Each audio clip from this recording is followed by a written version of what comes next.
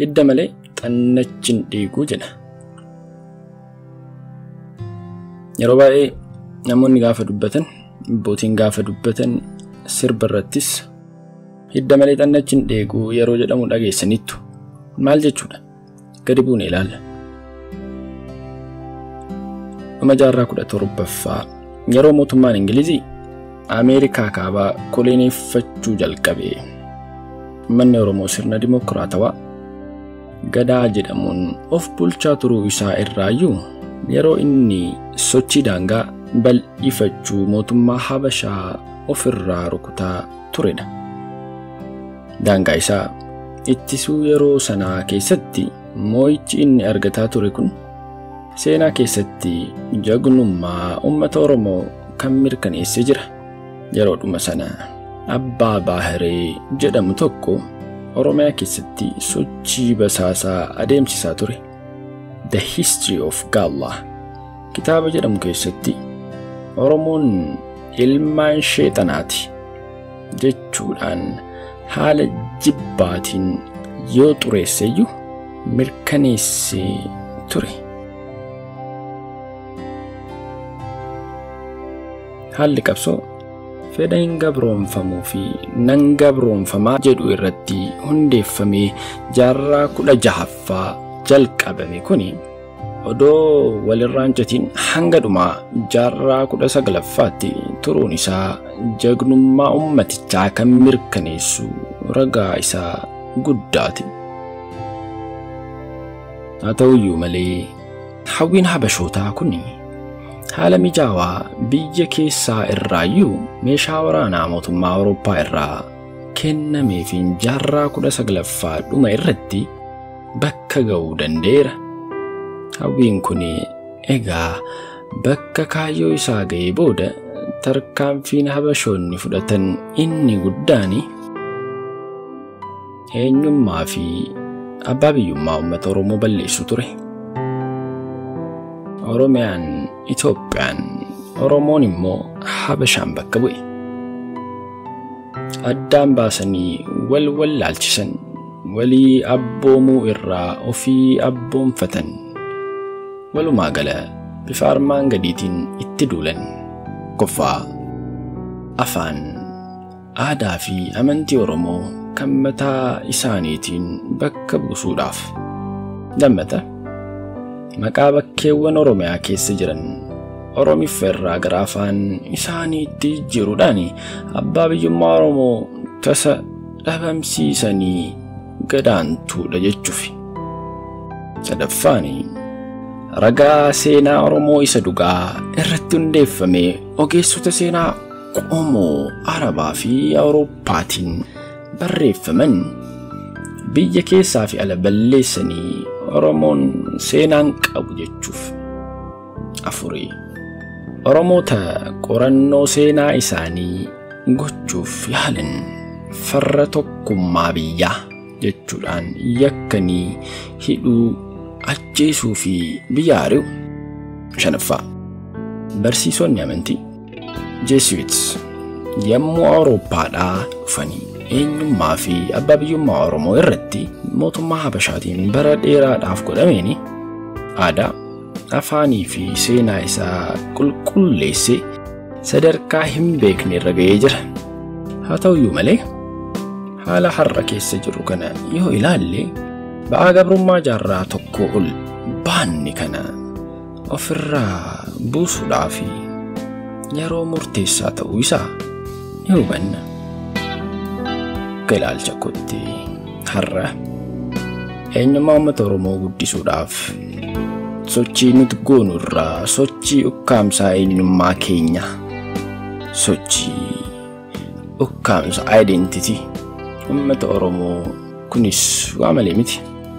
Innis akkuma beeknu afaanii fi aadaa guddisuu jechuun seenaa isaa dubbannee hafuuraan sammuu keessatti yaadachuu odoo hin taane itti fayyadamuudhaan gochaan hojii irratti yoo calaqqise qofaadha. Waan kana faalleessu dhiheenyuma na irra ga'een isin hubachiisuuf yaala. Doofaa miti. barnoota olaanaan qabe. Oromoo qulqulluudha. Ijoollummaa isaatii jalqabeen sirriitti hin beeka. Bakka tokkotti walitti dhufnee magaalaa Naqamtee keessatti nagaa wal jijjiirree buna dhuguudhaaf gara hoteelaa Ugaagan jedhamu tokkotti afaanuma keenyaan Oromiffaan haasaa odoo adeemnu achi geenye. Yommuu gulantaa hoteelichaa qabannu afaan ittiin dubbachaa turre kana Amaariffaan bakka buuse. Haalli isaa odoo sammuu koo keessatti na dinqaa jiru bakka taa'umsaa geenye eega teenyee booda dubarri tokko dhuftee maal isiniif ajajamu jennaani an buna hin dhuga jedheen. Inni immoo lanii bunnaa jedheeni. Dhumarratti taajjabni haala kanaa sammuu koo gidduun fudhatee adeemnaani. Yommuu inni tacaate naan jedhu gaariidha jedheeniini lamaanuu keenya afaan adda addaatiin haasaa buna keenya dhugnee fiixuudhaan hoteelichaa yommuu gadi baanu akka nama ala kaayee ol seenee bakkuma silaa yommuu ga'u Oromiffaan natti odeessutti deebi'e. Asirratti kun kan nu hubachiisu yoo jiraate bittaan Habashaa afaan keenya irratti duulli balleessii hammam hamilee dhala Oromoo akka cabse yommuu ta'u, karaa biraa immoo gochi akkasii kun afaan keenya nu guddisiisuu ni danda'a gaaffii jedhu ta'a. Egaa deebii kana tokko tokkoon dhala Oromoof hin dhiisa. Keessumattuu Oromoon akka fira hin qabne haalli ture nu hubachiiseera. Habashoonni gabroonfatoodha. Warri biraa immoo maaliif nu jibbu yoo jenne uummanni Oromoo hameessa eegumsa dhabeen waliin caalu. Hameessi eegumsa hin qabne waan hedduun nyaatama. Abbuma argitu elmee nyaata. Silmiin afaanitti dhaabdee dhiiga keessaa xuuxxi. Akkuma kana uummanni Oromoo kan hundi diina itti ta'ee fi hundumatu qabeenya isaa nyaata.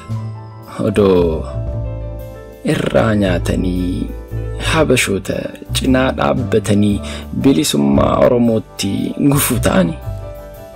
Kanumaafiniyyuu ilmi Oromoo boonaan tokko sirba isaa keessatti Oromoon firan qabu yoo walii isaatii malee jechuudhaan barnoota cimaa ummata isaatiif dabarse. Kanaaf diinni Oromoo danuudha.